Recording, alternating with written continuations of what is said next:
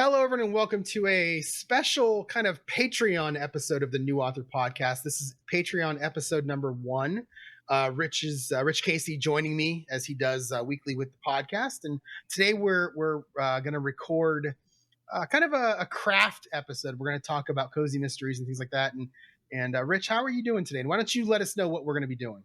Okay, I'm doing well, Jerry. Got back from California, all in one piece, which was good. Nice. And kind of getting back into the swing of things here. Yeah, and I think what I would like to do with these special Patreon episodes, at least for the foreseeable future, is I've been kind of embarked on this journey of trying to codify, at least in my own mind, what is a cozy mystery. How do we write cozy mysteries? What are readers expecting when they get into a cozy mystery? And how do we best deliver that to them? There's a lot of craft books out there on mystery writing. There's even quite a few on cozy mysteries, but they've always leave me a little bit uh, wanting, in the sense that they don't usually give very many examples of the things that they're talking about. So, you can talk all you want about how you should craft a particular chapter or what should be in a particular chapter. But unless you have an example of exactly how that might be done, it's kind of hard, at least for me, to imagine exactly what the author is talking about. So I'm hoping maybe over the next few months or whatever, we can kind of work our way through this idea of trying to nail down exactly what is cozy mystery. Is there really even such a thing as a cozy mystery, which is what we can start off talking about, and how we go about putting one together. So Now, I guess that's the first question. Yeah. Well, what is a cozy mystery? well, I'm curious. The books that you're working on right now, you have a novel that you're working through an edit on. You have a novella that you're working through an edit on. I think Right. you've already started the next one in the series. Right. I have a mystery, kind of a thriller. Mine's more thriller that I'm finishing up now and getting ready to start the next one. Ours are a little different. I mean, mine has swearing and blood and violence. And does the ones you're working on, does it have the same thing? No, and here's one of the first things when you ask people, or when you look at the online writing groups and stuff, what is a cozy mystery, and pose that question. The first thing that pops into people's heads is that cozy mystery readers, by and large, are women. By and large, they're 65 plus, and they don't want to see graphic violence, sex, or foul language in their stories. And that's kind of one way in which people will initially say, okay, this is what defines a cozy mystery. But if you define it that way, then you can go back into the 40s and 50s, 1940s, 1950s, and even earlier into the 1920s and 30s, where the morals of the society were a little bit different. There were censorship laws, and even hard boiled police procedural crime stories would fall under what we would call now a cozy mystery, because they did not have graphic violence. They did not have sex on the page. They did not have swear words in them, because that kind of stuff wasn't allowed in publishing. So I don't really think necessarily that a cozy mystery reader is only looking for the lack of violence, sex, and foul language. Um, and now I might be wrong, but if you go through and you look at Amazon, you look at the kind of stories that fall under the cozy mystery category, you're going to see all kinds of things in there. Even some things that do have the violence, sex, and foul language, and that's part of that's because of the pollution of the categories Yeah. that occurs, but also because I think there's changing tastes and preferences, changing amounts of tolerance for these kinds of things. Sure, 10, 15 years ago, um, cozy mystery readers wanted it sweet and clean, basically. But those readers that were 65 plus back then are basically aging out of the reading category. Mm-hmm. And you're getting new people coming in, new people who are used to a different kind of story, maybe a story that's a little more uh, coarse, maybe a little more real life, I guess, if you want to say it that way. Um, so I'm not exactly sure. Just looking at graphic violence, sex, and foul language is a good measure. Although that's one thing you never want to go too overboard with that, because then you are getting into basically a different genre. I think. Do you think the person or I'm going to just say animal who solves the mystery is part of what makes it a cozy mystery? In a sense, I think so. Um, I think there's really two things that nowadays, and when people say they would like cozy mysteries, what they're really saying, if we go beyond this violent sex and language issue. One of them is that, and it's kind of implied in the name cozy. Cozy kind of implies familiar, intimate, comfortable. I think what the readers are looking for is a small, intimate setting in which the story takes place. One that they, especially if it's in a series, one that they can come to know, understand, and basically fall in love with over time as they go through the different stories in the series. So that's why you often see the cozy mysteries are they're almost in a sense a little bit like locked room mysteries because they occur in small towns or on a cruise ship or at a resort or something like that, where there's a limited number of interactions or a limited number of things that can happen, and people become familiar with the description of the setting, and they can build up this world in their mind, this imaginary world, a little bit easier than if it was a story that takes place in an urban area and it's flung across the entire city. And that's one thing you don't see in cozy mysteries, or the stories that people label as cozy mysteries. You don't often see urban settings. Um, and I think that's one thing because people are kind of looking toward that rural nostalgic kind of thing when they're looking. And also in those kinds of stories, the setting becomes almost a character in itself Yeah. because it influences the kind of people that are there and how those people act while they're there.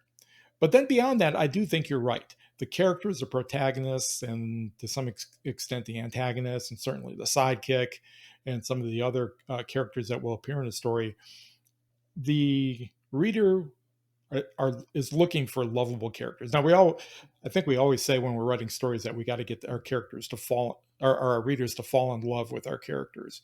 But it's a little bit different if you're reading a Nordic noir story of what it means to fall in love with a character who's constantly getting beat up or shooting people or whatever, and what it means to fall in love with an elderly spinster, a woman who is solving mysteries with her cat, you know, Right. in Yeah. between sipping tea. There's a difference between Kinsey Milhone, who was Sue Grafton's character in like A is for Alibi, B is for Burglar, and Miss Marple. I mean, those are completely two different characters, and one of them is going to be more cozy than the other. Right, right. Yeah. So I, just to start this all off, my gut feeling is that the cozy mystery category is really much broader than people really think. Um, the tolerance at the edges is pretty high for a certain kind of reader. Now, if you're just going to go for the grandmotherly kind of reader, then yeah, you're going to have to stick pretty close to this idea that you don't want to have sex, swearing, foul language of any kind, violence to too great of an extent. Although given that we're doing murder mysteries generally, there's going to be some kind of violence at least implicit in the story. But I really do think that if we kind of rest on that, but then lean towards this idea of making our settings intimate and the characters that are in those settings part of the setting, that it actually feels like they belong in that setting, or if they don't really belong there, there's a reason why they're there, at least. Uh, What so about the ending of these stories? How would you think that the ending of these, the way that the crime is shown to the readers, or I don't know how the bad guy is caught would be different in a cozy than it would in any kind of other mystery. Is there a difference? I don't know that there is. I've read plenty of cozy mysteries where it's kind of like a Miss Marple. It's an intellectual exercise with maybe a climax scene where you actually catch out the antagonist in the act of doing something foul that relates to the original murder. Um, but then I've also seen other cozy mysteries that are more like I don't know, like I want to say police procedural, but not exactly. That's not exactly what I mean. More like a chase, almost like a thriller, I guess, where it's kind of a roller coaster throughout the story of interaction between the protagonist and the antagonist. So I'm not sure that is a particular marker of what's cozy and what's not, how the murder is solved. It's just that people, at least from what I see on from what I've read, people are looking for stories that, I guess, at the bottom of it, people are looking at stories that they can relate to, and they can kind of put themselves in the place of the sleuth who is solving the story. Okay. You know, it's often hard to put ourselves in the place, like in a lot of the Nordic noir stories, like from Joseph or Joe Nesbo or some of the other writers. They are their protagonist is usually a policeman, and he's usually a policeman who's kind of been through the ringer. And it's hard. You don't really put yourself in the place of that character. You're kind of with that character along for the ride. I think in the cozy mysteries, people want to place themselves into the shoes of the character and almost pretend like they are that character. Like Perot. I always want to watch Perot and try to figure out the clues along as I never get it, but I always want to try to figure out the clues as I'm going with him. And then the end, when he gets everybody together in the room and tells basically the audience and the characters how it was done. Right. Right. That to me is more cozy. Right. Even though, I think that's pretty cozy. Yeah. Oh yeah. Oh yeah. No, definitely. Almost everything Agatha Christie wrote was cozy. I mean, there's some stories that weren't, but they were almost all cozy. And that's interesting you bring that up, because the first thing that popped into my mind is the Sherlock Holmes stories, where I don't know about you or anybody else, but when I read those stories, I don't really put myself in the place of Sherlock Holmes and try to outguess what's going to happen. I put myself in the place of Dr. Watson, and you're kind of along for the ride watching what this brilliant sleuth is doing, but you're not actually trying to be that brilliant sleuth. I think that might be one of the ways in which we can categorize these things. And then lastly, the thing that whenever I hear cozy, I think Hallmark. Anything Hallmark mysteries and movies, to me, that's a cozy mystery. If I see, one of those characters that I recognize from the Christmas movies or whatever on my screen on that channel, I just think, okay, this is a cozy mystery. The murder isn't going to happen on screen. At the end, the killer is going to be arrested and not killed. And along the way, that main character is going to just figure things out. Right. So I always think Hallmark. Right. Yeah. And in fact, that I haven't thought about that till you just mentioned it, but that may be one of the distinguishing characteristics of a cozy mystery, is the ultimate goal at the end of it is more justice than retribution. So while you will have plenty of crime novels, thriller novels, Nordic noir novels that end up with the villain being killed in the end, you almost never see that in cozy mystery. They are instead arrested and brought to justice. Right. So yeah.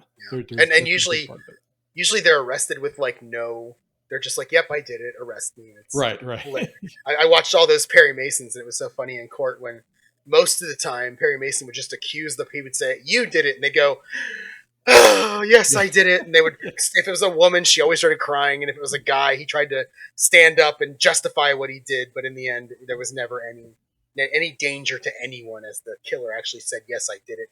Now hang me, because it's 1956. It's like the old British shows where they ended up in the end, it's a fair cop, Yeah, right, exactly. Go ahead and arrest me. All right, so what we've done, and when I say we in this case, I mean Rich, what we've done here is gone through and kind of and now what we're going to go through is the first few chapters, or the first kind of an outline of what you're working on in terms of defining a cozy mystery. And so what we're going to do is we're going to go through it looking at our screen, but I'm going to take what we're going through and attach it as a PDF to the Patreon feed where this video lives, or maybe it'll be a separate message. I'm not sure yet. I haven't done that before. So you can watch the video, and if you want to follow along, you can look at the PDF and kind of see what we're seeing as we go. So. Right. And just to give credit where credit's due, and I can't give credit because I don't even remember the guy's name, but a lot of this is based off of a Udemy series on how to write a mystery. But I guess expanded on and kind of tilted towards the cozy genre. given, and again, this is based on my reading experience of probably having read, I don't know, I, I guess conservatively, maybe 1,000 cozies over the last 5-10 years, something like that. Uh, because cozies tend, well, that's one thing I guess we hadn't mentioned, but cozies tend to be very consumable, very bite sized. The writing is fluid, it's easy and breezy, and you can usually go plow through them pretty quick. It's many a day I have just sat down in the evening and started a cozy and then read it right through it to the end, because they don't tend to be that long either. So if you're looking for something structural about a cozy that you can kind of set as a guideline when you're writing one, that's one thing. Keep it on the short side and keep it a little bit breezy. You don't want to get too deeply philosophical. You don't want to get too deep in the weeds on the way things are being done. Uh, Cozies are famous for flaunting every kind of police procedure and common sense interaction between the amateur sleuth and the police. That things that would never happen in real life always appear in cozies. And I'm pulling it up now. It's called Fiction Writing: A Complete Novel Outline, Chapter by Chapter. It's by a gentleman by the name of Mike Dixon. It came out in 2016. I probably bought it in 2018 when it was $9.99. And right now, regular price is $119.99. Right now, it's $13.99. I think it's like that for the next 4 days. It ends on Wednesday. So when I post this, I'll post the link directly to it. And if you're interested in purchasing it, it's what I'm using right now to write my first book, and I'm going to use it as a kind of loose outline as I write my second one. Also, I might change it up a little bit just so that the stories aren't exactly the same. But it's $13.99 right now. Regular price $120. $13.99 right now on Udemy, and I will post a link to it. But you can search. It's called Fiction Writing: A Complete Novel Outline, Chapter by Chapter, by Mike Dixon, and Dixon is Dickson. Yeah, that's good. Yeah. Good.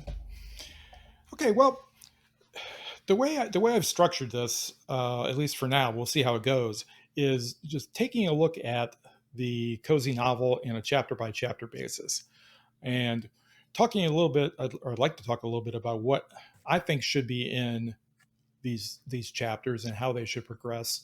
And I think Jerry's going to jump in whenever he feels like making a comment about it. And uh, this is very much a work in progress, so I guess I need to put that caveat on this. This is this is a real rough draft attempt at me trying to get this stuff down in black and white so that I can refer to it again in the future. And this So is something I assume you want to turn into a nonfiction book at some point. yeah, at some point I hope to. Part of it, we'll see how it goes. If Yep. it seems like we're developing something that's useful, yeah, that's what I would like to do. Great. So today, what I would like to talk about really is chapter one, and basically where it all begins, where the story starts. And for a cozy mystery, I think just like any other novel, there's a couple of big overall goals that you have in that first chapter, and really in that first paragraph or two. And that is, number one, you have to hook the reader, and you really have to find a way to grab them and make them interested in continuing to read the story. And this is even more important now than it's ever been before, when uh, readers look on Amazon or whatever their favorite retailer is, and they get to look inside and they start reading. For me, when I do that, well, I'm looking for two things. Number one, does the story sound like it would be interesting? Is it something I'd be interested in? Number two, I'm looking at how well are they writing. I can't tell you how many books on Amazon I've gone into, and this is when people talk about the lower quality in self-publishing industry or independent industry. There is lower quality. It's people will argue that all night long, but there is lower quality because so many of the books are poorly edited. The sentence structure is poorly put together. The ideas that they're trying to convey aren't well presented. And it's partly because it hasn't gone through a number of layers of editing. Now, I know in today's current traditional publishing world, not a lot of books get very well edited either. So it's just part of the way things have kind of fallen apart with the disruption that Amazon and other retailers have had on the industry.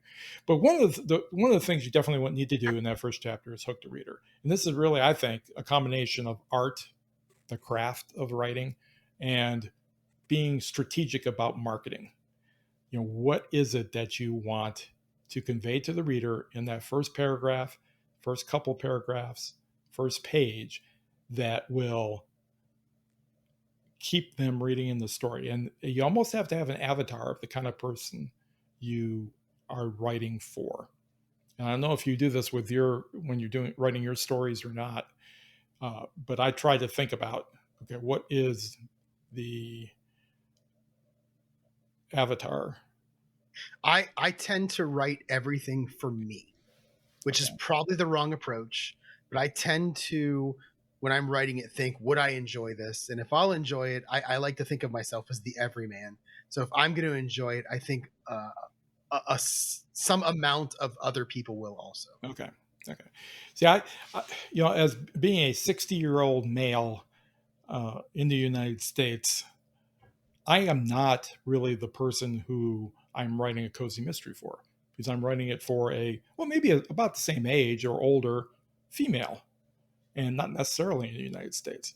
So it's a different kind of mindset that you have to have. You have to ask, or I have to ask myself, okay, what is it that they want to see? I think they want to see, is the setting going to be intriguing enough? Is it something unusual? Is it something different? Is it something that I'll be able to find interest in? And then also the characters, to the extent that they appear in the first couple of paragraphs or first page, do these seem like characters that I'll be able to connect with? So I try to think about that from the perspective of an older female, since that's the bulk of the reading public for cozy mysteries. So I would say that, but as writing it for me, the things that I enjoy, I really like Hallmark movies, which I think is mostly female. Right. So when I write that for me, I'm kind of writing it like that anyway, because I think I like a lot of those things that aren't going to be like, oh, pickup truck, guns, men type thing. Right. So I think I'm writing for a lot of those anyway, even though I'm writing it for me. Could be.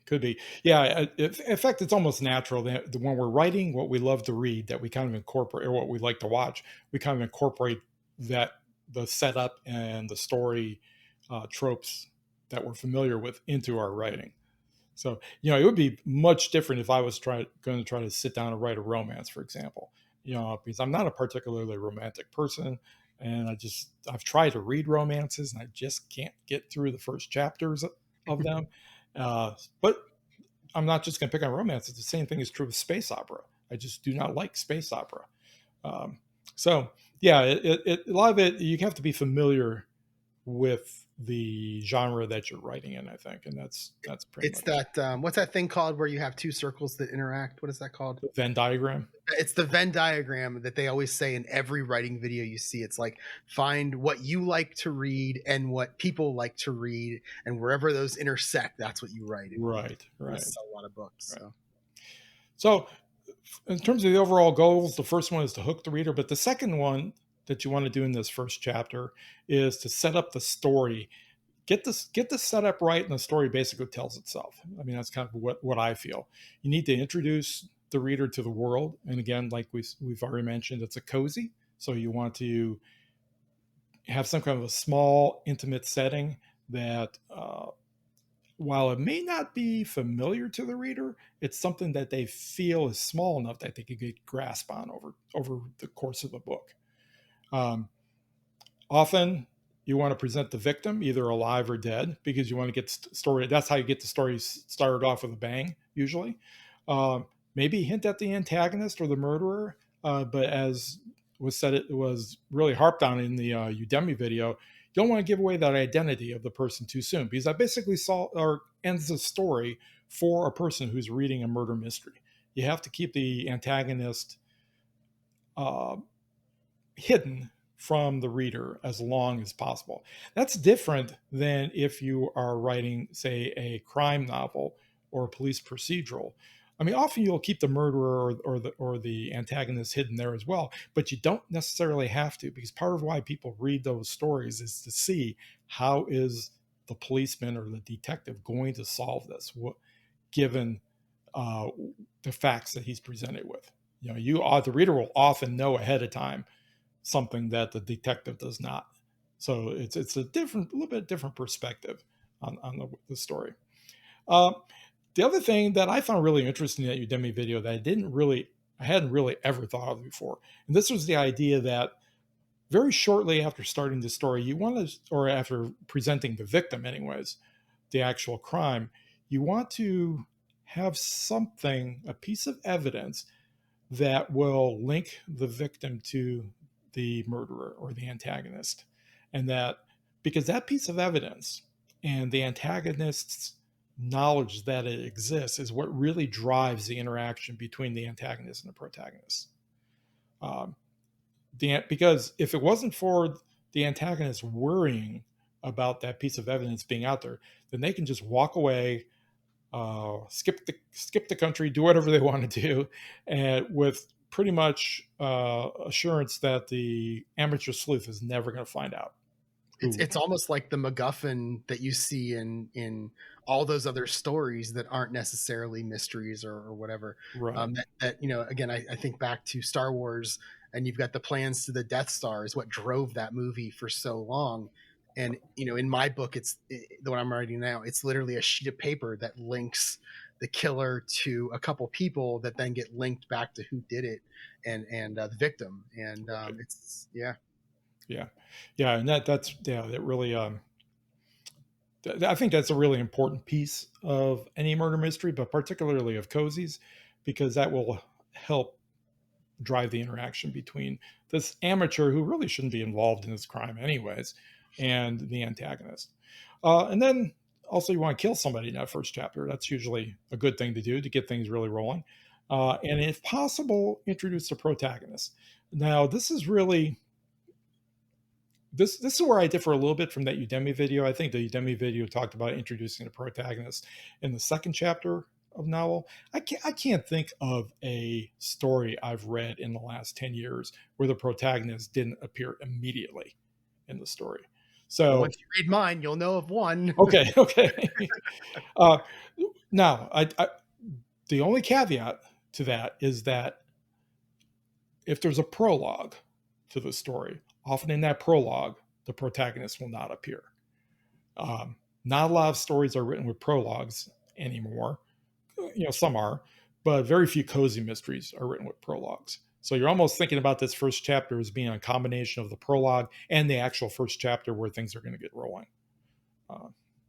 So I don't. Yeah, I can see in that Udemy. I do not have a prologue in mine, but that Udemy video and the way that I wrote mine, I could see chapter 1 being the prologue every single time. Right. Because it's almost like you write the prologue. It either happens, some period of time before the next chapter, or in my case, it happens later on in the evening, and then I back up to chapter 1 a couple hours. Right. So I can see that just being a prologue, just because it's not necessarily sequential. Right. And it gets really tricky if you want to actually show the murder. If you want to actually show the murder, it gets really tricky to do that in the first chapter and have the protagonist come in at the same time. You almost have to do a scene break or something like that, because the protagonist and the antagonist really need to be in different physical locations for the murder to occur and the protagonist not be directly involved in it at the moment that it occurs. And I don't think in general you want the protagonist to be on the scene of the murder. Right. In the cozy mystery anyways. Yeah, although I will say that there are cozies like I was going to say Knives Out, but now that I think of Knives Out, the protagonist was what's his name, the guy who played James Bond, I forget his name, and he wasn't there at the beginning, and it's been a while since I've seen that movie, but he wasn't there. I'm trying to think of like take a movie, any kind of movie, a TV show where like there's a will reading. Right. So it's possible the antagonist is going to be there because they're part of the reading. Right. If the story is written that way. But for the most part, I would say for the most part in all of these movies or TV shows that I've watched that are considered cozies, the antagonist doesn't even know who the protagonist is. Maybe they're related to someone who's part of the whole story, the whole crime or whatever, or they stumble upon it or something like that where so yeah, it would be tough, but I think in my next book, I'm pretty sure the protagonist is going to be part of chapter 1, right? The way that I have it thought out. So right. The interesting part of bringing up Knives Out, and I thought this the first time I watched the movie. It's not often you have a murder mystery where the antagonist, the murderer, actually invites the protagonist into the story, which is what happened in that movie. So that Yeah, I was watched a video about that movie where they said it was a murder mystery that turned into a thriller that turned back into a murder mystery. It's like right, it's one of the it actually changed genres halfway through, which is right, it's such a good movie, and I might have right. to go back and watch it now. It's such a good movie. I think I've watched it probably about 4 or 5 times at least Yeah, I know that so there's a far. second one coming at some point. I'm looking forward to it. Soon, I think maybe the end of this year or maybe the first part of next year. Yeah, pretty soon. Yeah. Okay, so I don't know. Are you done with this? Are you ready to go into Yeah. the? Okay, so before you do that, I have a couple questions for you. Okay. Up in the hook, the reader section, you have a couple things that I never think about, and I'm wondering how much you think about. And that's the first paragraph and the opening line, the first sentence. Right. I never think about those when I'm writing, and I don't know if that's good or bad. Probably bad because everybody says to the first sentence or the first paragraph has the hook. How much do you think about those when you're writing? I never think about them in first draft. I focus on them intently in revision. Uh, just for the reasons that I've stated, that I really want to capture the reader's attention immediately. Number one, but number two, as we'll see as I go through some of the examples later, I want to get the story started in the way in which I think will best serve it as it opens up in succeeding chapters. Sometimes that means setting, sometimes that means character, sometimes that means plot. But yeah, I do focus on those. Not so much the first line, although if I can come up with a nifty first line, that's always great. You know, All there's right, it was the best of times, it was the worst of times. You know, it's one of the right. great ones. It was a dark and stormy night. That's one of the. Dark and stormy night. I've That was got an the example Charlie. coming up. I've got an example coming up from Raymond Chandler that I think does an awesome job on the first sentence. Okay, can I read mine? Can I read my first sentence and then my Yeah, first paragraph, yeah, and you let me know what you think? yeah. All right. So the first line, the first sentence is actually a quote somebody says, and then I have a paragraph after that that kind of sets the whole thing up. So it's really the first line and then the next paragraph is what it Okay. is. Okay. All right. So here we go. Chapter 1. Because God damn it, I'm the one running this place, not you. Curtis Maddox slammed the phone onto the receiver, grabbed his keyboard, and yanked it forward. He pulled the plant's monthly reports to the front of his monitor and maximized his screen. With a few mouse clicks, the dot matrix printer on the wobbly card table behind him hummed to life. It screeched, line by line, printing a refreshed set of numbers, similar to the numbers he had been looking through ever since a small amount of the company's money had gone missing. I like that quote. Well, not it wasn't a quote. It was speech, Just right? It saying, was yeah, it was yeah, dialogue, yeah. right. It was dialogue. Yeah, words are hard. Yeah. Yeah, I like that because immediately it pops into the reader's mind. Why is he mad? Who is trying to undermine him? And what's going to happen next? And so that is, I think that's an example of a really good first line. Thank you. First line. Good. I Good. I don't often start with dialogue. I don't know what it is. I just don't think of it that way. But yeah, that's good. I like it. Okay. All right. Okay, so I just wanted to take these things kind of one by one um, in terms of this chapter. Different ways in which you can start the chapter, and you know, of course, as you go on, you'll fill in with the other aspects. But you can either start the chapter with presenting the setting. You can start the chapter by showing the victim in the murder. You can start the chapter with something about the antagonist or something about the protagonists. These are all different ways of starting a chapter. Excuse me. And I'm just going to take these one by one and we can talk about them a little bit.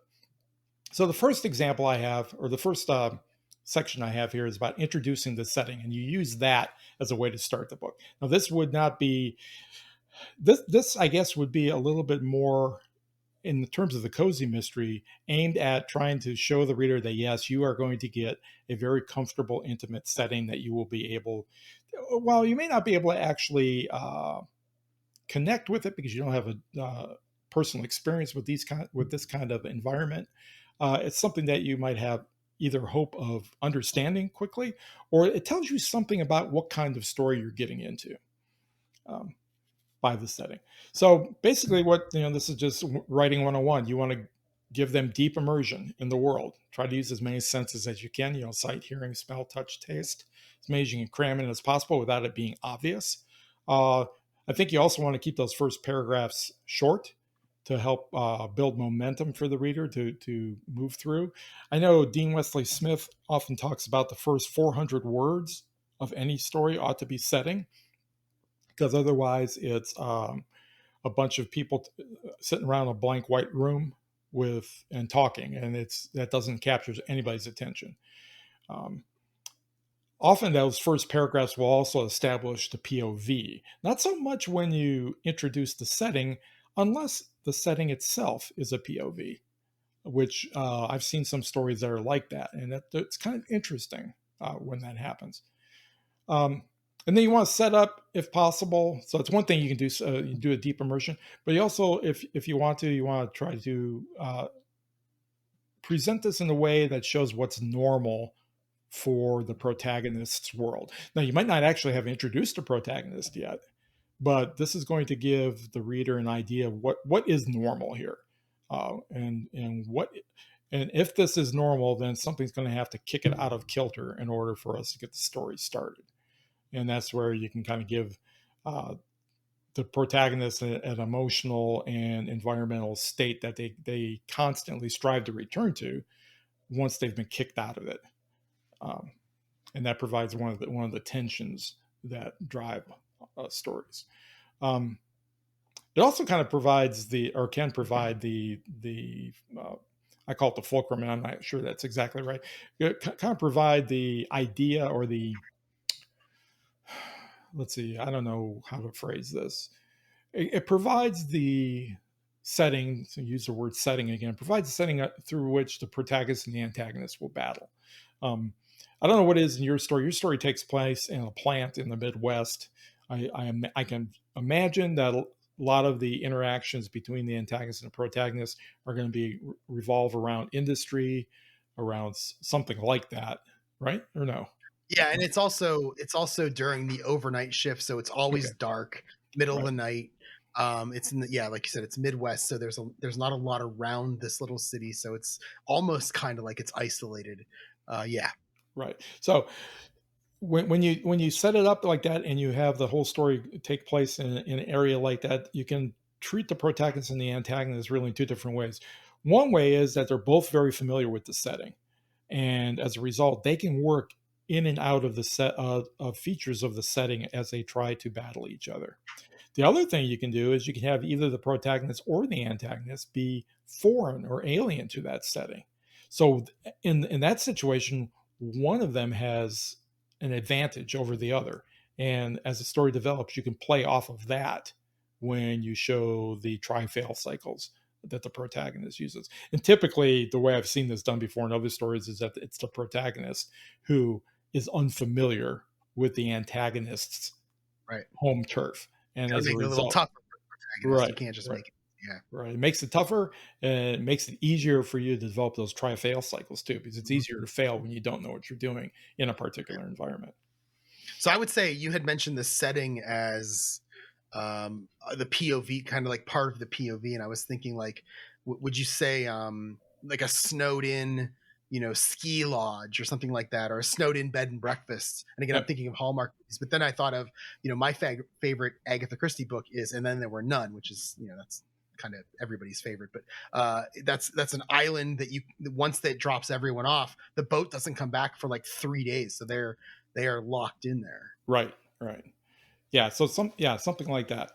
In fact, here, I'll go ahead and I'll read a couple examples here of what I thought were really good. This first one is from Raymond Chandler. It's actually from a short story called Red Wind, which is one of his more famous stories, written in 1938. And this is one where there's no dialogue, there's no characters, there's really no plot. All it is just setting, starting the story off and letting you know what kind of world you're walking into. There was a desert wind blowing that night. It was one of those hot, dry Santa Anas that come down through the mountain passes and curl your hair and make your nerves jump and your skin itch. On nights like that, every booze party ends in a fight.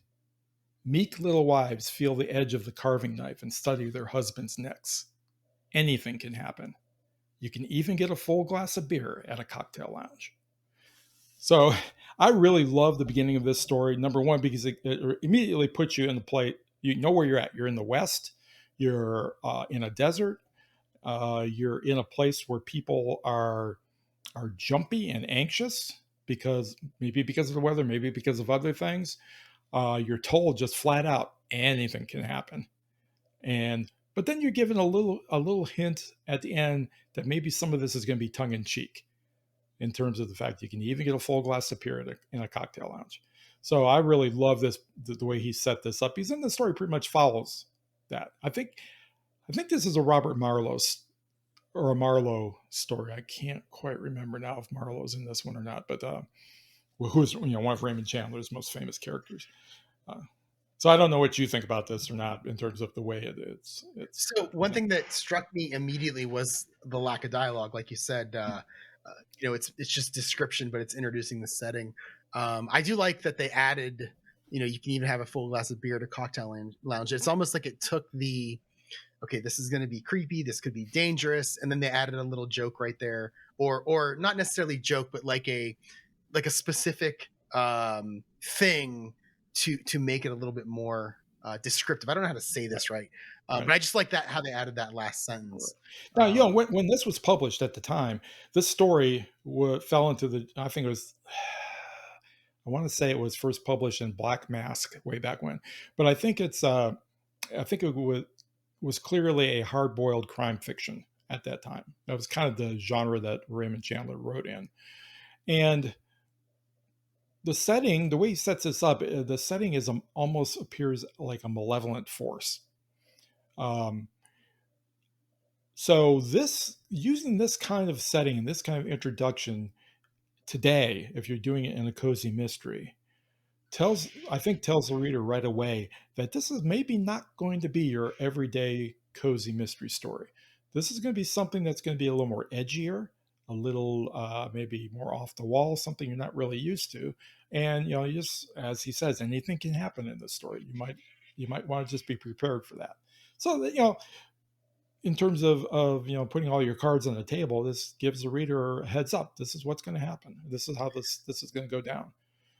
My favorite line here, in fact, maybe my favorite line of all of Chandler's writing is this Miklo wives feeling the edge of the carving knife and studying their husbands' necks.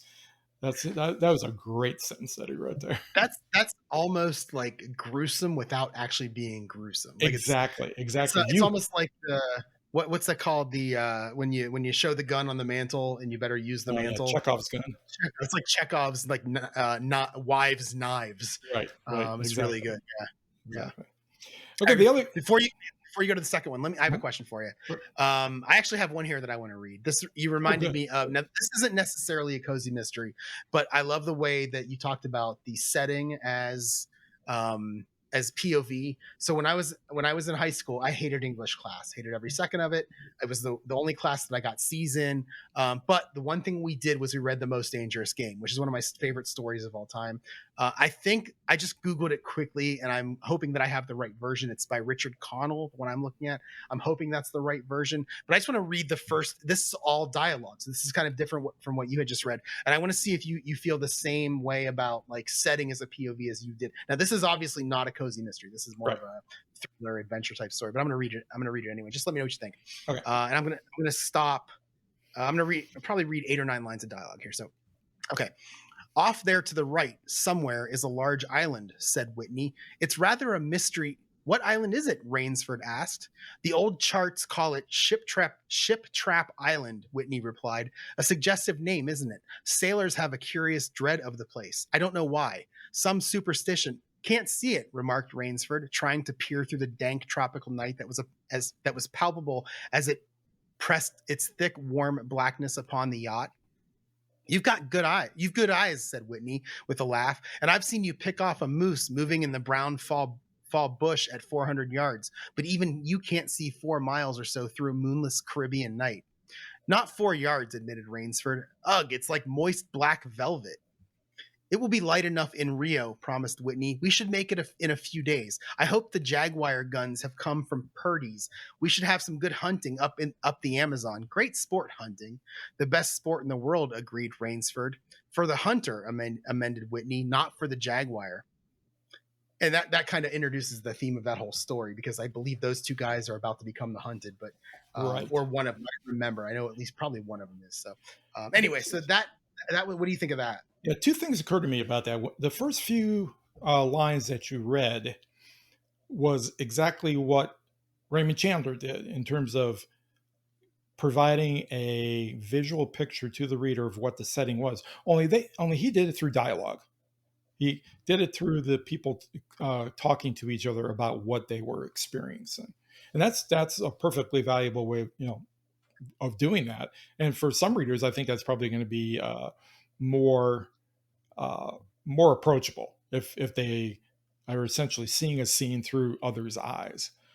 Um, the second half of that was actually something we can get to a little bit later, where Okay. you're actually introducing the protagonists and giving the reader an idea of, of who they are, what they're like, a vague sense in this case, and what they're up to. So yeah, I mean, I don't know if you can see that or not, the the way that was split up there, Mhm. Yep. but yeah. Yep. Okay. All right. Well, the second piece here I'm going to read for starting off the chapter one by introducing the setting is comes from a Carl Hiaasen book. Now, Carl Hiaasen doesn't really his books are kind of hard to identify in terms of genre. Yes, they are mysteries. Yes, they are thrillers. Yes, they are adventure stories. Yes, they are sometimes slapstick humor. I mean, he kind of puts it all in a blender when he writes. But this is a good opening line that both gives you an idea of the setting, but also mixes in, as in the example you just did, something about the protagonist and gives you at least an initial inkling of what this character is going to be like, so you can decide right up front whether or not you're going to be able to connect with them. And this is from his book called Skinny Dip, which came out in 2004. At the stroke of 11 on a cool April night, a woman named Joey Perrone went overboard from a luxury deck of the cruise liner MV Sun Duchess. Plunging toward the dark Atlantic, Joey was too dumbfounded to panic. I married an asshole, she thought, knifing headfirst into the waves. The impact tore off her silk skirt, blouse, panties, wristwatch, and sandals, but Joey remained conscious and alert. Of course she did. She had been the co-captain of her college swim team, a biographical nugget that her husband obviously had forgotten. Bobbing in its fizzy wake, Joey watched the gaily lit Sun Duchess continue steaming away at 20 nautical miles per hour. Evidently, only one of the other 2,049 passengers was aware of what had happened, and he wasn't telling anybody. So I like this introduction, both because it's kind of kooky, and that's the other way people describe Carl Hiaasen's stories. Is they're kooky. They're kind of Florida man stories in a lot of ways, and but I like this introduction because it gives you a very clear idea of the environment that they're in. We all have read stories about people accidentally falling off of cruise ships, or maybe not so accidentally falling off of cruise ships. And in this case, we see that happening. We understand the severity of it, but the force that she was exposed to when she hit the water, but yet she was managed to survive it. And we also are introduced not only to the protagonist immediately, but then immediately after that to the antagonist, which is the way he did that, I think, was kind of neat. So Carl Hiaasen, at least in this story, and I can't remember for sure about his other ones, often shows the antagonist right up front. And really the ride you're on in his stories is how is the protagonist, who is also often the victim, the non-murder victim of the antagonist, how are they going to eventually get revenge on the antagonist? And that's what this whole story about Skinny Dip is about. How does she get revenge on her husband? I really enjoyed that. I actually, I especially that final sentence that, and he wasn't telling anybody. I thought that was really Right. good. Yeah. It makes me want to go, okay, what happens next? Right. That Exactly. was good. Yeah. Yeah. It's a good story to read. Okay, I can see my numbering is screwed up here, but the second thing I wanted to talk about is what happens if you start the story by introducing the protagonist right up front and not worry quite as much about the setting, or maybe weave the protagonist into the setting, much like the Carl Hiaasen did in this first chapter. There's really, I thought maybe two ways that you can go about doing that. There may be more. One is to introduce the protagonist in a physical sense, and that's often what at least I'm tempted to do, and I got really have to struggle against doing that because it can often lead to an info dump, and you don't want to give the reader right up front an info dump on what the person looks like, because in part the reader really doesn't care what the person looks like. In some sense, the reader might want to develop what the person looks like in their own head. So you want to, if you're going to give some physical clues to what the protagonist looks like, you want to leave enough room for the reader to create specifics in their own mind. And because that will, number one, allow the reader to, if they create this character themselves in their head, that will help bond them to the character. And it'll also give the reader an opportunity to actually consider that this character might be me. And I'm really emulating, or this character is emulating me. I'm really part of this story and can get them much more involved in the story. The second way you can do this is to really present the emotional sense of what the protagonist is like. And here you can hint at the protagonist's critical flaw or weakness that's going to become an important part of driving the story. First, in preventing them from overcoming the antagonist initially, and what's going to be the fulcrum around which the internal conflict that's going to occur in the protagonist, and give them an opportunity for growth. Generally, this critical flaw or weakness, we usually don't recognize our own flaws and weakness until they're presented to us in a mirror through somebody else, either by some other person's actions, and then we can suddenly realize, well, that person's acting just like I would act, or somebody just comes flat out, a friend or something comes flat out and tells us, look, you're screwing up, you're doing this wrong. That's kind of down the road. You wouldn't want to show that right up front, but you do want to show the weakness, I think. So I know in Save the Cat, the theme stated as one of the main pieces of it, and that's usually earlier in the book, and it's always stated by someone else.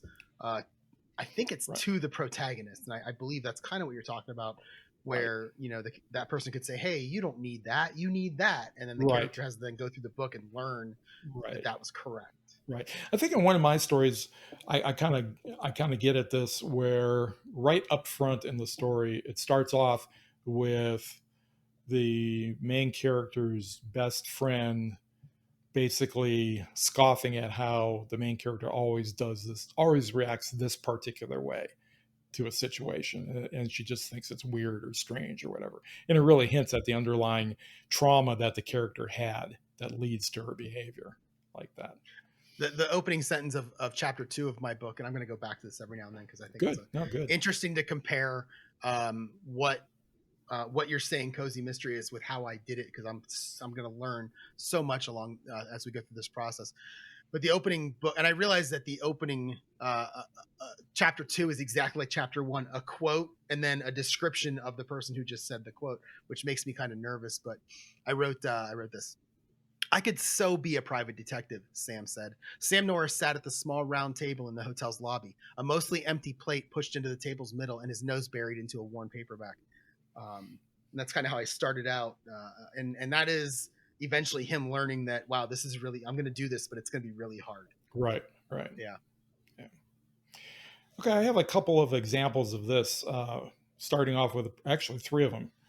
This is actually a pretty common way for stories to start off in the mystery genre, and also cozy mystery as well. Some of these are not quite cozy.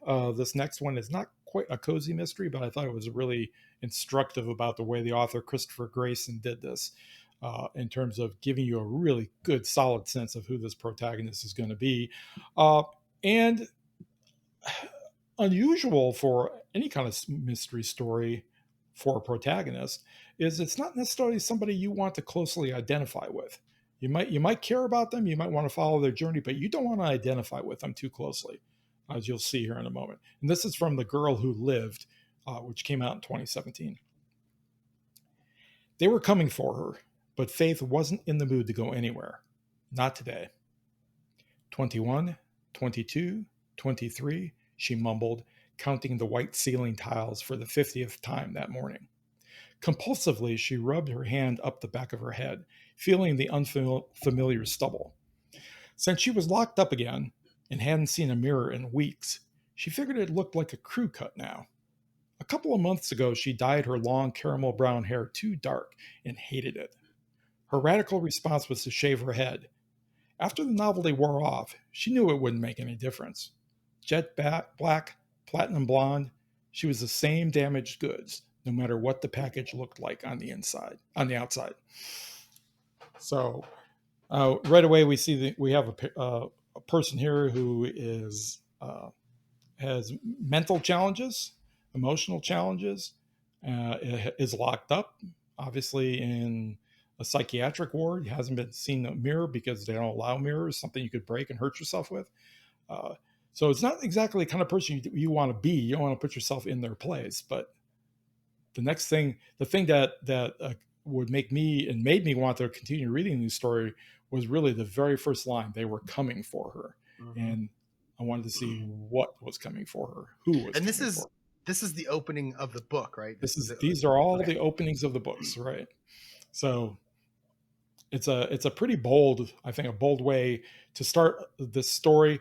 Again, it's not strictly a cozy mystery, I don't think. So this is more on the thriller edge. It really has that feel to it, I think, kind of a thriller. This is more of a cozy mystery. This next one by Jana de Leon. It's the opening to Lethal Bayou Beauty, published in 2013. Jana de Leon has published quite a few books. In fact, a raft of books. A lot of them set in Louisiana. A lot of them involving an active and then actually retired CIA agent. So this is one of the books that's kind of right in the middle of that series. I was right in the middle of a dream where I was Laura Croft, but not as girly, when my cell phone rang. I sprang out of bed, grabbed my 9, and hit the floor in a firing stance, facing the bedroom door. Then I remembered I was hiding out in sinful Louisiana and not on a CIA mission in the Middle East. I laid my 9 back on the nightstand and reached for my cell phone. 7 a.m. I looked down at the display and saw it was Gertie, one of the seemingly quiet and unassuming seniors I'd met the day I arrived in the tiny bayou town. I thought when I came to Louisiana to hide from the arms dealer who had placed a price on my head that my biggest fear was being bored to death. Instead, the merry seniors and I had been chased by police, been stalked by a killer, killed the stalker, and solved a 5-year-old murder. And I had only been in town 5 days.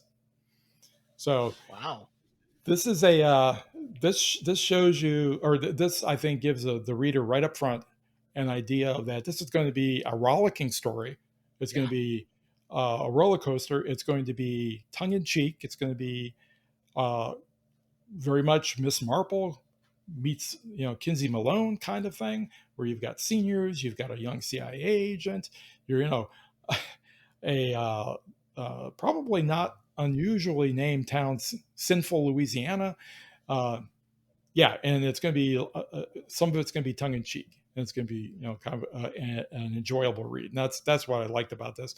And again, it showed right up front, who is this protagonist, what's their job, how do they act, and at least gives you a glimpse of that right up front. And you can actually tell, I mean, right off the bat, that it's obviously a more cozy than the previous one you read, which is more thrillerish, right? Because of the fun that it had as you were reading it, with the whole Laura Croft, but not as girly. I found that really interesting, because Laura Croft is not girly at all. That's pretty funny. But I will say the been stalked by a killer and killed the stalker kind of caught me by surprise, because it just went from fun, cozy type thing to, something's going to happen here. Now, does it go backwards from here? Is this like 5 days earlier type thing? I can't remember for this example. Okay. I don't think so. I think, I can't remember. I've read so many of them, I'm not exactly sure if it goes back or not. Or if this just continued, or if this is kind of alluding to a previous book, providing that transition. This next one is also not going to be quite as cozy. It's going to be more like the first example, but also gives you really good insight into who this protagonist is in this story, who is not actually named in this quote. Of course, well, I guess the first one was her name was Faith. Okay, this one is by the writer Steve Hamilton. Uh, it's the opening to A Cold Day in Paradise, written in 1998. This is also from a series of mystery books that was written, mystery/thriller. There's a bullet in my chest, less than a centimeter from my heart. I don't think about it much anymore. It's just a part of me now. But every once in a while, on a certain kind of night, I remember that bullet. I can feel the weight of it inside me. I can feel its metallic hardness. And even though the bullet has been warming inside my body for 14 years, on a night like this, when it is dark enough and the wind is blowing, that bullet feels as cold as the night itself. So, for me, this is a good opening because it gives you a little bit of an idea of the interior of the character. It gives you a hint at maybe what his main weakness or critical flaw is. And in this particular case, the character is still traumatized by a shooting he was in a number of years ago when he was on the police force. And it doesn't really so much set up the story so much, because this, you could go anywhere from here. But I think it did a really good job of giving you a little bit of a feel for what is this character going to be like. And to me, maybe I'm reading something of my own life and experience into it. But I read this and I think, okay, here's a character that is yes, traumatized, yes, has some issues that he's going to have to deal with, but in general, he tries to approach everything from a stoic perspective. And this, yeah, I got this problem, but I just have to deal with it. And that's, where we're going. The other thing about this quote, and really probably one of the main reasons I put it in here, is that it's clear from this opening paragraph of this story that this is going to be a first-person POV without any dialogue. So often I see first-person POV stories start with dialogue and having I said one after another in terms of, this is a great example of how you can do that without having all those I saids in there, and give the reader an idea of what it's going to be, who the POV or what kind of POV the story is going to be. And now that I think about it, all three of these examples were first person POVs. Yeah.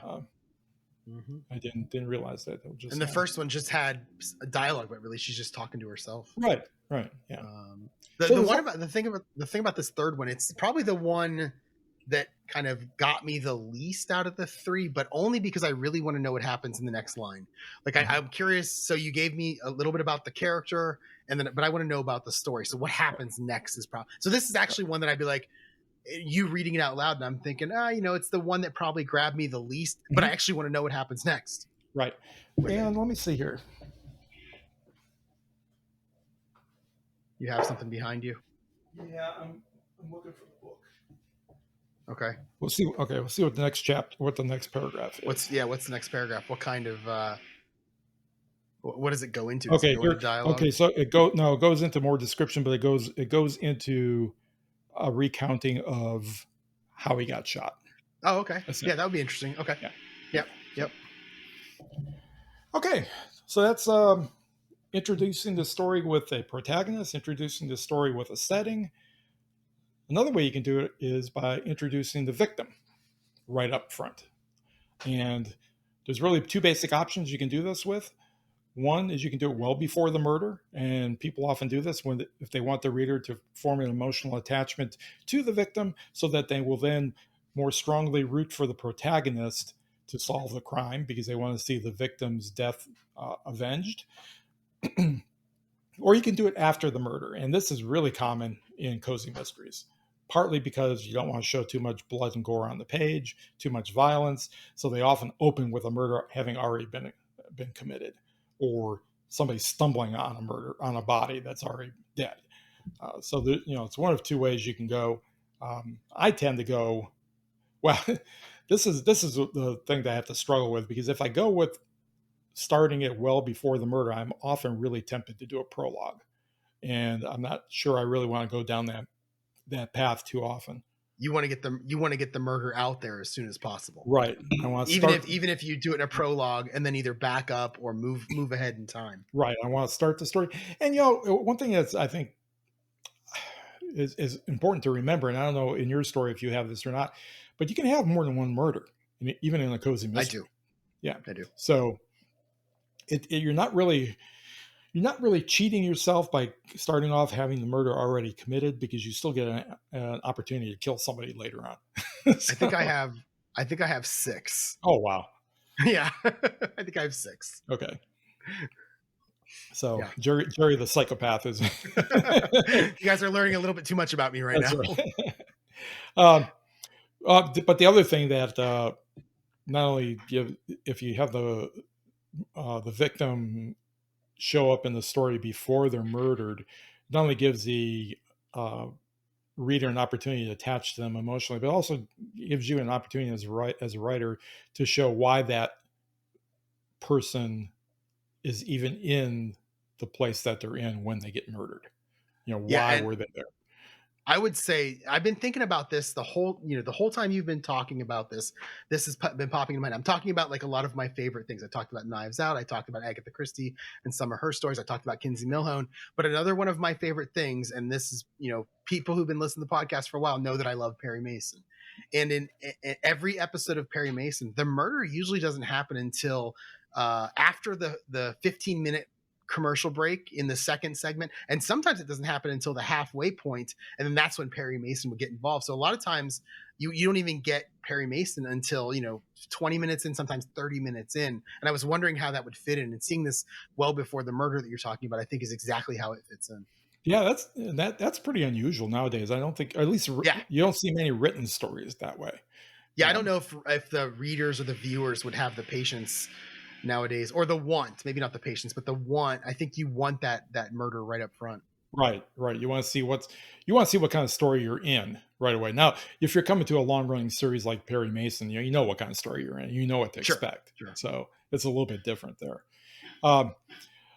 If you start the story after the murder has already occurred, there's a couple of things that causes. Number one, it removes the reader from being able to make any kind of judgment about motive and opportunity for the murder or the crime.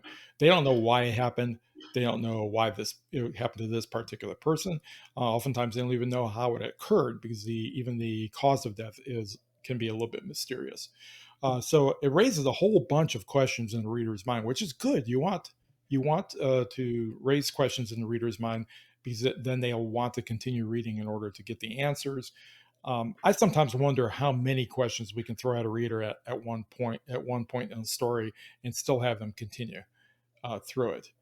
The other thing is that if you do it this way, the death is going to be less personal and less emotionally disturbing to the reader, which is why I think you usually find this in cozy mysteries where the murder has already occurred, because that way you can be fairly sure that you're not going to offend even the most sensitive of readers by having somebody killed. Okay, so I have a couple of examples here, one from my own story and one from another author. I'll start with mine first. This is rather an extended thing. So this is basically the first page of the story. And it's from the opening of the Obey a Woman Dies, which hopefully will come out next year. Marlene Casals was a careful woman, as you had to be in her profession. And Obeah existed in that gray area where people both loved and hated you, so watching your back was a matter of habit. But it was the third Tuesday of the month, lottery day, and she was caught looking at the television when death came knocking. And with that fifth number now recorded, all that's left is to draw for the bonus multiplier. The announcer motioned towards a 6-foot-wide spinning plastic globe filled with red ping pong balls, their sides neatly stenciled with white numbers. San Colette's reigning lottery queen, black hair made up in elaborate braids and shimmering gold lame dress slid up the side nearly to her waist, clapped her hand and giggled like a junior high school girl. So double check your tickets, my friends, and cross your fingers for luck.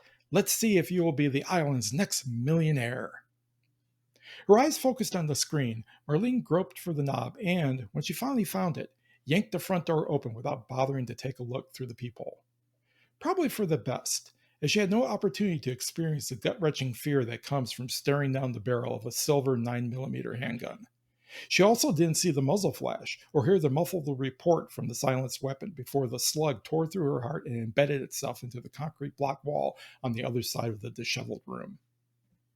She toppled back into the house as her lifeless hand released its grip on the lottery ticket she'd purchased on a whim that morning at the bodega located at the end of the street.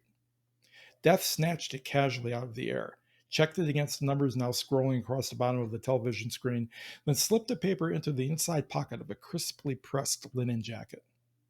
Gun back in its shoulder holster, Death closed the door and turned to leave, only then remembering the need to stop on the way home for cereal, milk, and a bottle of extra-strength aspirin. The growing migraine was going to be a real killer. So what I was striving for here was a couple of things. Number one is I wanted to try to walk that tightrope between showing the victim before the murder and having the murder occur before the story starts. I wanted to give the reader a little bit of a hint for who this victim was and maybe, possibly, depending on how insightful the reader is, why they were killed. Also wanted to try to get immediately into the story the main antagonist, which I've left implicit here by just naming it Death. And we don't know whether it was male or female, young or old. We don't really know anything about it. I mean, if the reader is so inclined, they could even come up with a paranormal explanation for it, especially if they have any idea what an obeah is. And I'm, in part, I don't explain it because I hope to force people to actually look it up and see what an obeah is. I don't know what it is either. I was wondering myself. An obeah is essentially from a number of different African religions. It's a sorcerer or a witch, what we would call a witch, and they're very obeah type religions are very common in the Caribbean, which is where this is set. So. Right. And I do like the use of death. That reminds me of the Udemy video where he talked about introducing the antagonist without actually giving away who it is. And right. I remember there were a lot of comments in the video where people would ask, how do you do that? Right. And his thing was, give him some characteristic that you can refer to, which you didn't do. You just straight up called him Death, but you capitalized the D, which I really love because now you can talk about that person, or you can even have dialogue from that person later on if you want to, and you're still not giving anything away. Right. And I threw in that line about inside pocket of a crisply pressed linen jacket because I also, later in the story, there will be a number of characters that will come in and out who are smartly dressed, and the reader's going to wonder, is this Death? Is this Death? Yeah. Love it. Yeah. Great. Okay, the other one is by Liz Moore. This is the opening to a very long novel. It's 500 plus pages, I think, called Long Bright River. It is probably one of the more literary novels I've read in the last year or so. And it is a mystery story. And I guess it kind of borders a little bit on a thriller, but it could also be called a cozy because there's no real blood and gore, swearing and things like that in it. So this is by Liz Moore. Opening of Long Bright River 2020 is the publication date. There's a body on the Gurney Street tracks. Female, age unclear, probable overdose, says the dispatcher. Casey, I think. This is a twitch, a reflex, something sharp and subconscious that lives inside me and sends the same message racing through the same base part of my brain every time a female is reported. Then the more rational part of me comes plodding along, lethargic, uninspired, a dutiful soldier here to remind me about odds and statistics. 900 overdose victims in Kensington last year. Not one of them was Casey. Furthermore, this century reproves me. You seem to have forgotten the importance of being a professional. Straighten your shoulders, smile a little, keep your face relaxed, your eyebrows unfurrowed, your chins untucked. Do your job. Now, this is all internal dialogue. Well, actually, it's not all internal dialogue. This is one of the confusing things, if I remember correctly, about this particular novel is there was dialogue occurred outside of quotes. So it's one of those. That's probably one reason why it strikes me as being literary, because Yeah. this part about there being a body on Gurney Street tracks, etc., should have really been in quotes if it was coming from a dispatcher. But one of the things I liked about this, in terms of showing the potential victim ahead of time, or the victim ahead of time, is we initially think that it might be this person Casey, that this turns out to be a policewoman, uh, her sister, and the whole story revolves around this policewoman's um, uh, long efforts to be able to find her sister who disappeared into the drug and prostitution underworld in the particular city that she lives in. Uh, but at the same time, it gives us a really good idea of who the uh, protagonist is, at least in terms of the way she thinks about her sister and the way she reacts to the relationship she had with her sister. So it's kind of a mix, I guess, now that I think about it, of showing the protagonist, showing the potential victim, and giving you maybe a little bit of an idea of what kind of place you're in. 900 overdose victims in a particular area. Well, it actually names the area Kensington. Although you can think of that as Kensington, Kentucky, Kensington, the UK. Depends on where you're at, of who you're thinking, what you're thinking about there. So I don't know what you thought about this one. This one was a little. This one seemed a little bit less descriptive to me. It was more about just the character itself. Okay. Yeah. Again, of the couple I mean, I liked yours a lot better. But this is another one where I would need to. I never judge a book or stop reading a book based on the first line or the first paragraph. I would keep going through this, and I have a feeling that you've got. It looks like you've got a character who has an internal dialogue that's almost like the angel of the devil angel thing, keeping this character in check. And I would want to continue on with this just to see where it goes. Right. Yeah, see, it actually continues more of the same. It's just, it goes into, yeah, and this was the book. Now that I mentioned, looking through here, there are no quote marks in this book. So that would be tough for me to read. yeah, it's one of those weird, that was, I think it still is actually. It's one of those literary affectations that kind of was a fad for a while. Mm-hmm. I hope it goes away, because it's really no point in it to speak of. Okay, and the last thing I have here, as a way in which you can start off a cozy mystery, or really pretty much any mystery, is by introducing the antagonist right up front. Some of these other ones we've hinted at the antagonist. In the quote I read from my book, we have the antagonist shows up pretty clearly right up front. I think there was maybe one other one here where the antagonist showed up, but these two examples I have here are very clearly the antagonist. And there's a couple of reasons why you want to do it this way. Perhaps we've already mentioned that if you're going to do it, you have to do it in a very oblique way, because you don't want the reader to suddenly know who the murderer is or who the bad guy is, unless you're writing that particular kind of story where the whole plot revolves around, will the detective find out who the murderer is? And it's really about the procedure that they go through. So the reason why you want to do this is because, actually, why would you want to do this? I don't think I actually wrote down why would you want to show the antagonist up front. I guess there's two ways. Go ahead. I might answer you. I watched a YouTube video a couple months ago, and I don't remember who put it out there. I wish I could remember. I'm looking through Alfred Hitchcock IMDb right now to see if I can figure out which one it was. But it was about two characters who killed somebody right in the front, stuffed them in a trunk, I believe it was, and then turned the trunk into a coffee table, or a table that later on in the story there was a party at. And now, through the story, again, this might be better because it's a movie, but through the story, you see what's his name? Jimmy Stewart.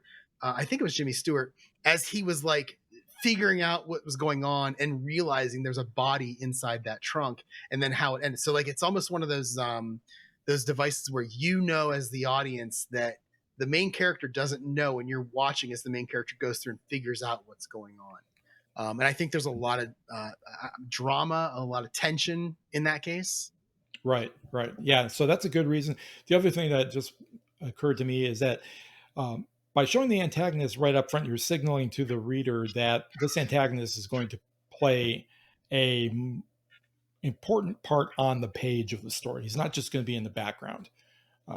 He's going to be appearing frequently in his tussle with the protagonist as he tries to avoid being caught out for the crime that he's committed.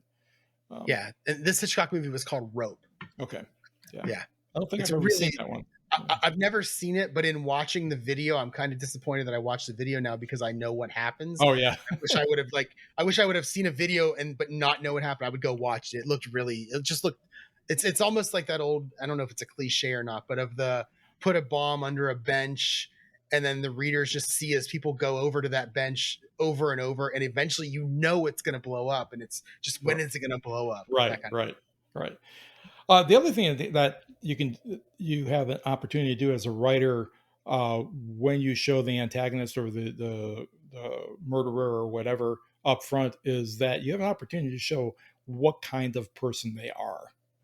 Are they really a malevolent force? Are they a evil, I guess, in the common parlance, or are they somebody who just happened to do something wrong at the wrong time in the wrong place, and as a result, they're trying to avoid being caught for the one mistake they may have made in their whole life. So both of these examples I have are of the former. It's of really malevolent forces, which I think is probably the more common in cozy mysteries and in other kind of mysteries as well. So this first one comes from Helen Thurston. It's the opening of Snowdrift from 2018, which is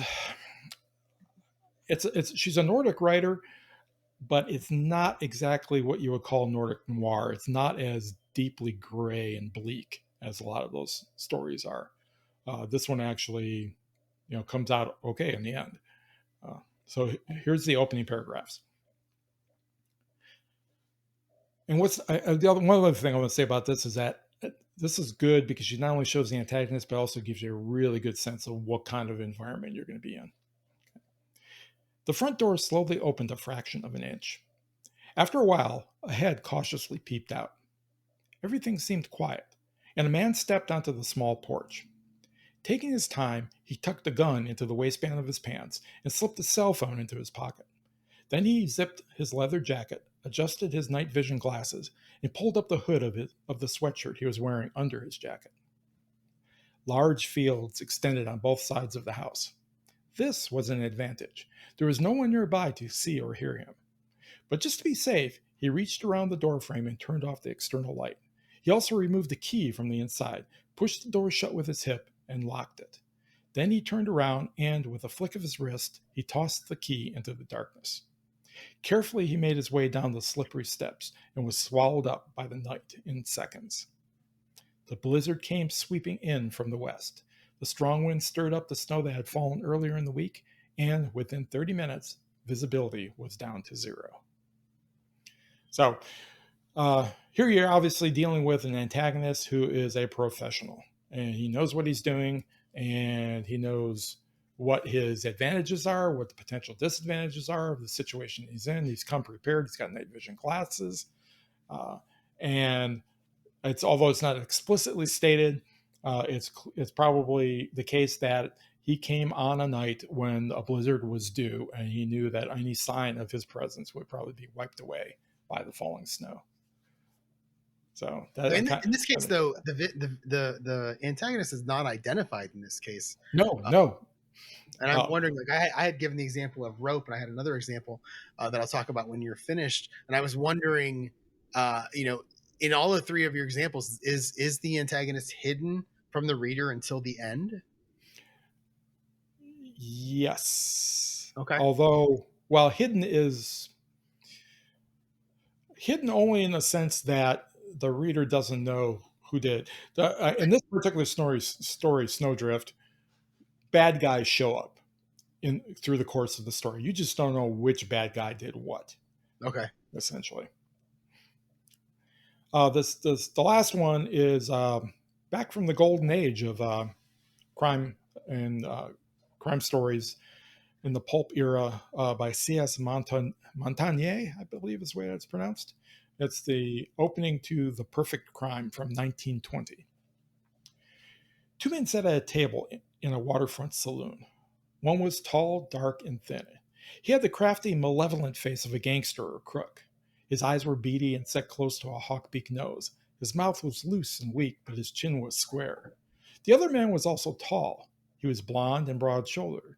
He was healthy in appearance and youthful-looking. He resembled a stevedore or a freight handler from the docks. The two men had never seen each other until 10 minutes passed. The dark man absently reached into a pocket and drew out a small, round pasteboard box.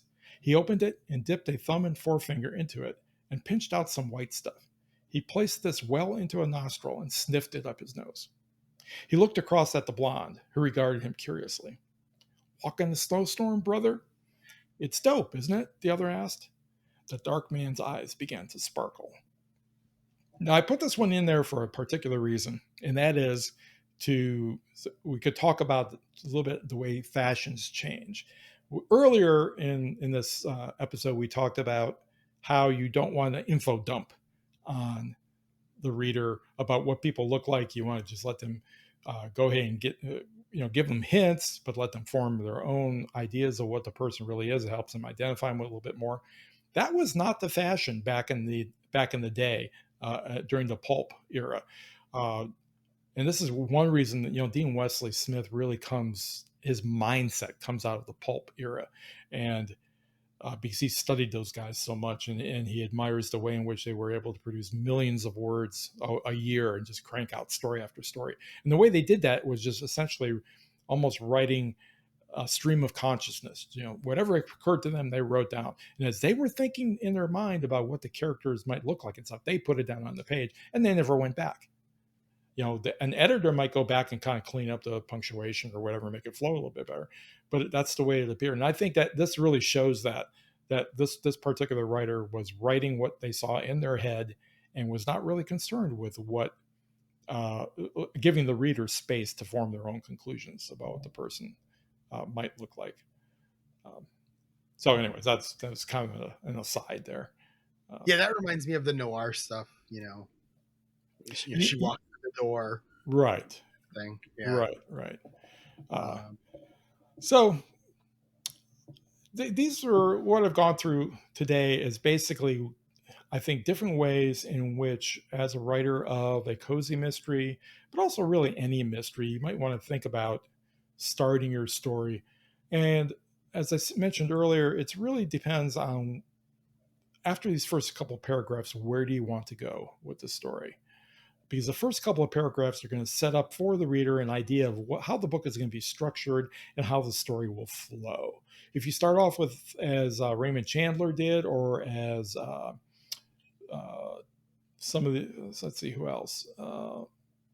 I guess maybe even to some extent Steve Hamilton in A Cold Day in Paradise. If you set up the beginning to be very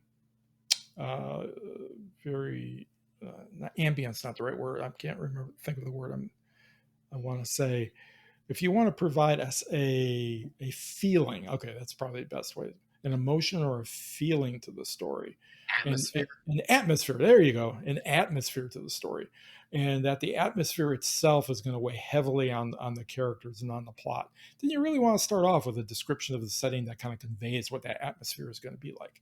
If you're not going to be so concerned about the setting, yes, there's going to be a setting because everything exists in the setting, but it's going to be secondary to the interaction between the characters. Then you probably want to start off with either a protagonist or an antagonist, or maybe both if you can find a way to interleave the two, like Carl Hiaasen did in the start of Skinny Dip. If you want to make the story, the reader get the sense that this story is going to be more about how do we solve this crime than providing the victim right up front and possibly the way in which they died, but not the motive or the opportunity or any idea of who the antagonist is, would be the way to go, because then it becomes more like a puzzle solving exercise for the reader. At least that's the way these things this strikes me in terms of all the stories I've read in the past. And I don't know if you got any comment on that or not. No, I'm trying to think if I like a certain one better than the other.